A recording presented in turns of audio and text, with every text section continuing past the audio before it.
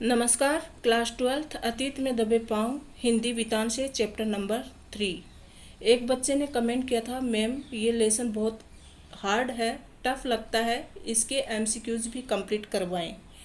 तो कुछ भी नहीं असंभव होता जब संकल्प किए जाते हैं, संकल्पों में जब साहस को सुदृढ़ चरण दिए जाते हैं। बच्चे, आपकी डिमांड पर आज का हिंदी वितान का चैप्टर नंबर 3 अतीत में दबे पाँव लेकर आज मैं आपके समक्ष प्रस्तुत हूँ। लेसन को एमसीक्यूज के माध्यम से और अधिक समझने का प्रयास करेंगे। एक एक क्वेश्चन इसमें जो इम्पोर्टेंट है उसको शामिल किया गया है और उससे आपकी तैयारी को मजबूती मिलेगी और पाठ भी आपके लिए आसान हो जाएगा। चलिए शुरू करते हैं। पहला प्रश्न है, कोठार किसके काम आता होगा? सुरक्षा के लिए, धन जमा करने के लिए, अनाज जमा करने के लिए, पानी जमा करने के लिए।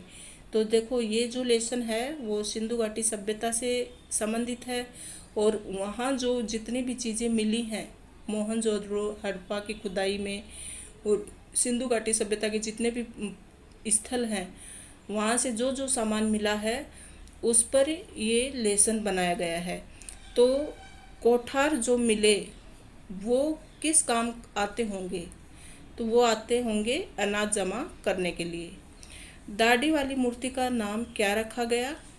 मुख्य नरेश, धर्म नरेश, याजक नरेश, गौण नरेश। तो दाढ़ी वाली मूर्ति का नाम जो कि मिली थी मोहनजोदड़ो से, उसका नाम रखा गया याजक नरेश।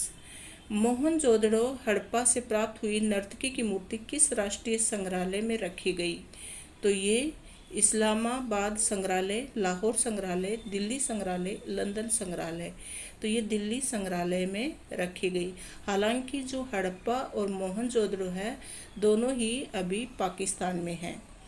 मोहनजोदड़ो की गलियों तथा घरों को देखकर लेखक को किस प्रदेश का ख्याल आया? तो मोहनजोदड़ो की गलियों और घरों को देखकर लेखक को राजस्थान प्रदेश का ख्याल आया। मोहनजोदड़ो के घरों में टहलते हुए लेखक को किस गांव की याद आई? कुलधरा, कुलघड़ा, बुलधरा, शुभधरा। तो कुलधरा गांव की याद आई। मोहनजोदड़ो की खुदाई में निकली पंजीकृत चीज़ों की संख्या कितनी थी? तो मोहनजोदड़ो की खुदाई में कम से अधिक 50,000 से भी अधिक संख्या में चीज़ें निकली थी। खुदाई से प्राप्त गेहूं का रंग कैसा होता था? तो खुदाई से प्राप्त गेहूं का रंग काला होता था। अजायब घर में तैनात व्यक्ति का नाम क्या था? नवाज खान, मोहम्मद खान, अली नवाज, अली बख्तावर। तो अली नवाज नाम था। सिंधु सभ्यता की खूबी क्या है? सौंदर्य बोध, संस्कृति बोध, सभ्यता बोध, नागर बोध। तो इसकी खूबी है सौंदर्य बोध।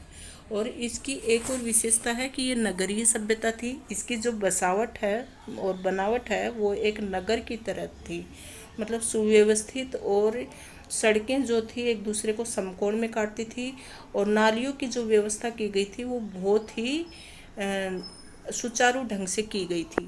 तो कह सकते हैं कि एक नगरीय सभ्यता थी। लेखक ने सिंधु सभ्यता के सौंदर्य बोध को क्या नाम दिया? तो लेखक ने सिंधु सभ्यता के सौंदर्य बोध को समाज पोषित नाम दिया कि समाज के लोगों द्वारा ही इसको सौंदर्य बोध बनाया गया था। मोहनजोदड़ो अपने काल में किसका केंद्र रहा होगा? सभ्यता का, राजनीति का, धर्म का, व्यापार का। तो सभ्यता का केंद्र रहा होगा। मोहनजोदड़ो नगर कितने हेक्टेयर में फैला हुआ था? तो ये 200 हेक्टेयर में फैला हुआ था। पूछा जा सकता है, ध्यान में रखना है। भग्न इमारत में कितने खंबे हैं? तो भग्न इमारत में 20 खंबे हैं। डीके हल्का किसके नाम पर रखा गया?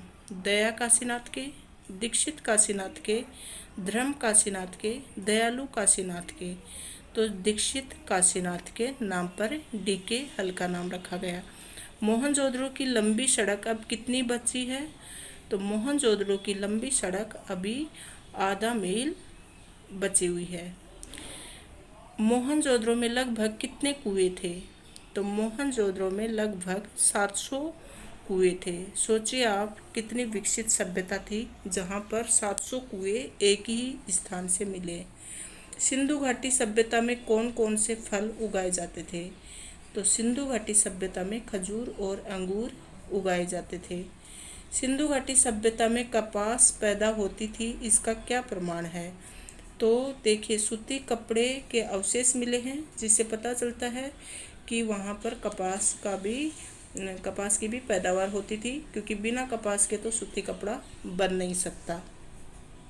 अतीत में दबे पांव नामक पाठ के रचयिता का नाम क्या है? अतीत में दबे पांव, इस पाठ के रचयिता हैं ओम थानवी। ध्यान में रखना है। लेखक के अनुसार मोहनजोदड़ो की आबादी लगभग कितनी थी? तो लेखक के अनुसार मोहनजोदड़ो की आबादी 85,000 थी। ये भी इम्पोर्टेंट प्रश्न है, पूछा जा सकता है। मोहनजोदड़ो का नगर कितने हजार साल पहले का है? तो आज से 5,000 साल पहले का है।